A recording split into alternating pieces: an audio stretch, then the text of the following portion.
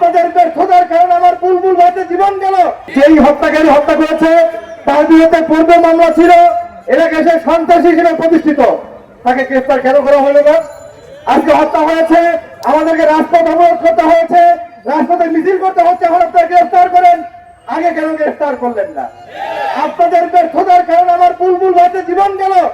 কতজনকে গ্রেফতার করলে, কত কিছু করলে আমার বুলবুল ভাই ফেরত আসবে? আমরা রাষ্ট্রকে বলতে চাই, মানুষের জীবন নেওয়ার পরে আপনি যে অ্যাক্টিভ হন, এমন রাষ্ট্র আমাদের লাগে না। আমাদের এমন রাষ্ট্র লাগে যেই রাষ্ট্র মানুষের জীবন রক্ষার জন্য অ্যাক্টিভ হয়। এই গত বিগত ফ্যাসিস্ট আমল আমরা দেখেছি নাটকবাজ রাষ্ট্র। আমরা জুলাইয়ের পরে প্রত্যাশা করেছিলাম একটা অ্যাক্টিভ রাষ্ট্র হবে যেটা নাগরিকের জীবন রক্ষা করবে। আমি স্বরাষ্ট্রমন্ত্রীকে বলবো, আপনার স্মার্টনেসের সাথে সাথে পুলিশ বাহিনীকে স্মার্ট করেন।